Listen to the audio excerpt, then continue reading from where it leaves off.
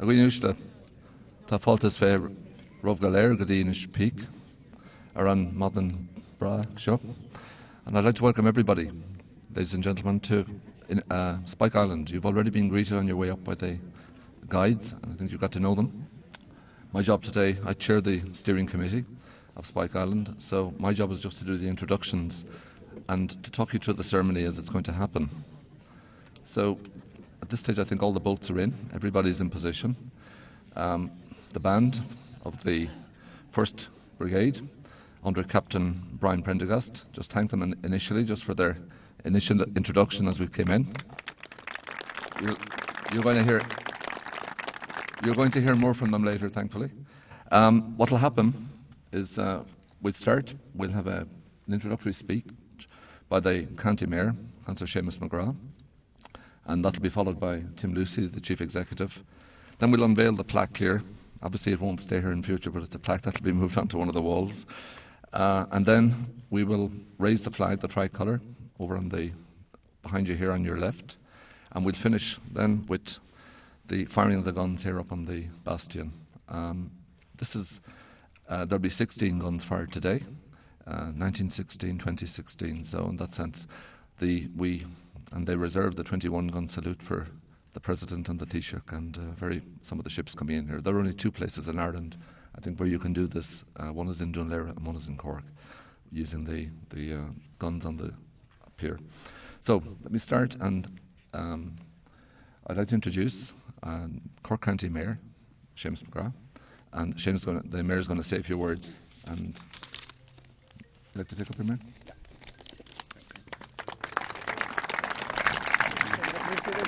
Okay. Thanks very much, Brendan. Good morning, everybody. I hope you can all hear me down the back. Yes? Yeah, very good. Good morning, everybody. Special guests, elected representatives, too many to mention, but I should single out our chairperson of the Municipal District, Councillor Anthony Barry of the Cove Municipal District, which we're currently in. Members of the Defence Forces, past and present. All the volunteers who've come here this morning to make it a very special occasion. All of you who went to the trouble of dressing up in period costume and so on like that to add to the atmosphere. We appreciate that. Thanks very much. Deirdre Cole from Fáilte, Ireland, you're very welcome. All other special guests, as I say, too many to mention, and if I've left anyone out, I apologise. I'm absolutely delighted to be here today for the official open of Spike Island as we now know it, an island of 104 acres which has become a major tourist and visitor attraction. Today is a very special day and marks the culmination of a lot of hard work, dedication and commitment from many quarters, not least Cork County Council and Fáilte, Ireland. The journey to today began with a brave and strategic vision, and this vision was all the more courageous, given that it was taken in a very difficult economic climate. The strategy was to build a major attraction for visitors, working with the solid foundation of an island so prominently located in Cork Harbour and with an incredibly rich history, an island sometimes known as Ireland's Alcatraz. Of course, for much of its history, Spike Island was used for military and fortress purposes. The island has a most fascinating past, from the possible early monastic settlement in the 7th century to the 1800s when construction started on a fort on the hill at a time when Anglo and French tensions were so high. These tensions later waned, and so temporarily did the British interest in Spike Island. However, during the horrific famine period, when so-called criminality increased, it was used as a convict depot for those being deported to places like Australia, Bermuda and Gibraltar and many other locations. It remained in use as a garrison and prison through the War of Independence, and even after the signing of the Anglo-Irish Treaty in 1921, the British would retain sovereignty over 3 strategic ports, including Spike, until 1938. More recently, Spike Island was again used as a prison until it was closed in 2004. The strategic location of Spike Island, its varied and long history, together with the impressive structures on the island, made it an unprecedented opportunity for the development of a national and international visitor centre. We are all here today because that opportunity has been realised. Spike Island has now been propelled from its militaristic and prison past to a positive and popular visitor attraction, and a strong testament to what can be achieved with foresight and perseverance.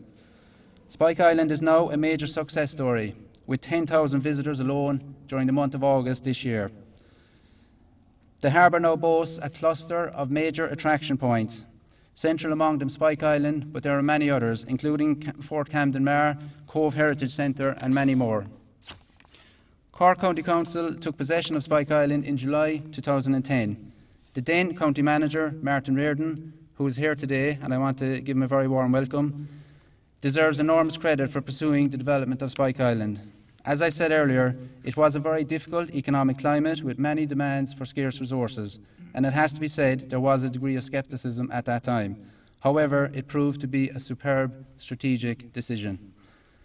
In 2011, a master plan was developed and a steering group set up under Brendan Tuohy to oversee the implementation, which has resulted in the delivery of Phase 1. I also want to acknowledge the contribution of David Keane, the County Engineer, during this process for his tireless work and commitment to the project. This phase involves a spend of up to $6 million, $3.5 million from Cork County Council and $2.5 million from Fáilte Ireland.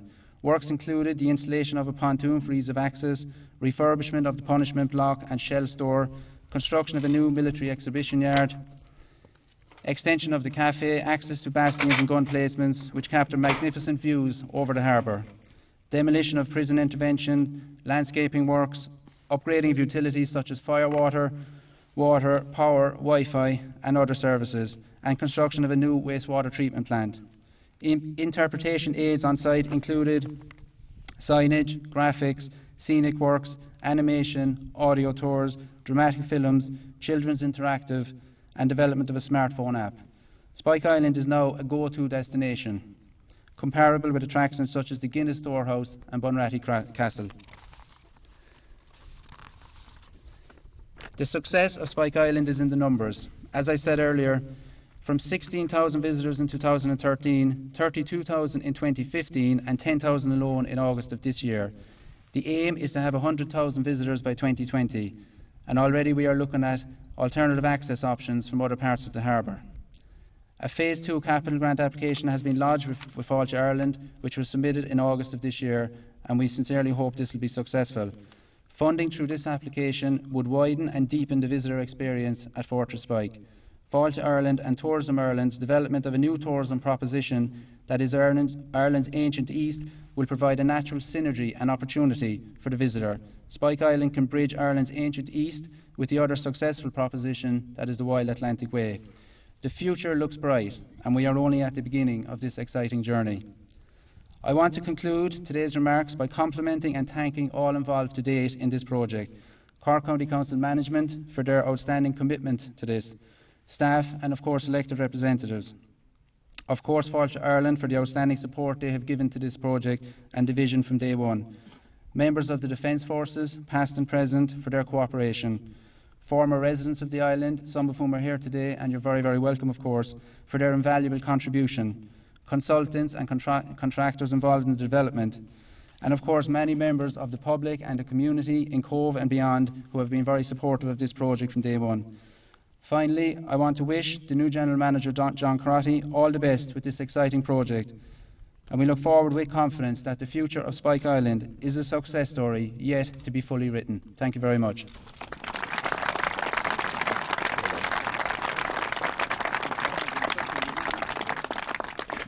I think thanks are due to the Mayor for that and for his support and the Council's support in particular. As someone who's not working in Cork County Council, I can tell you the commitment from the staff and people and the voluntary people down here has been phenomenal. So thanks, Mayor.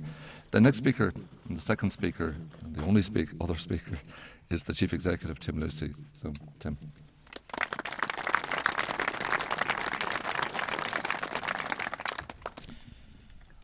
Thank you, Brendan. I'm just wondering what's left to say, Mayor. Superb, you covered everything, and we try to get our speaking points right, but I think we'll cover a little different angle in this now. So, first of all, I'm delighted to be here to welcome every one of you in conjunction with our Mayor of the county, and indeed welcome in particular the elected officials, our elected members of Cork County Council, and staff of Cork County Council as well, who've put a phenomenal amount of work into this. I also want to acknowledge the presence of Deirdre Cole from Fáilte Ireland, who are partners with us in this and have contributed significant funding to it, and obviously we'll be continuing in partnership with Fáilte Ireland into the future in terms of further development.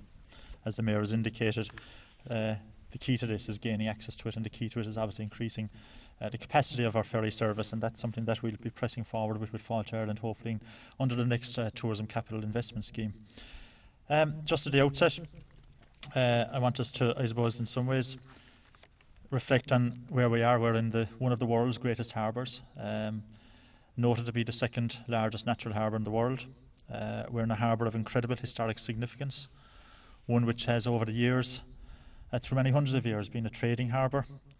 It has an immigration perspective of significance, a military and world warfare perspective, and indeed which may well come into the fore again in 1917 and onwards, and indeed one of phenomenal economic contribution to our state and indeed to Europe. And Spike at its centre is obviously a significant focal point within that, through its geographical positioning, but also its I suppose its capacity to be a magnet to capture all of the story around Cork Harbour. And that's what makes this being a unique facility, when you can see the scale of what we have on offer here and the capacity within it to do a lot more. The other thing at the outset, I suppose, I want to acknowledge, we wouldn't be here only for the foresight of my former colleague, good colleague of mine when I was in the City Council and worked with him previously in Cork County Council, and that's Martin Reardon. I'm delighted that Martin is here. In local government, one of the things that we always come across is we tend to, I suppose, operate trying to take strategic decisions and look maybe 10, 15, 20 years ahead, and you're actually never there when the project is complete in office. And I'm delighted, Martin, that you've come back, and I'm delighted to be able to take the laurels today on your behalf at this opening. But much of this is down to your personal oversight of this at the outset.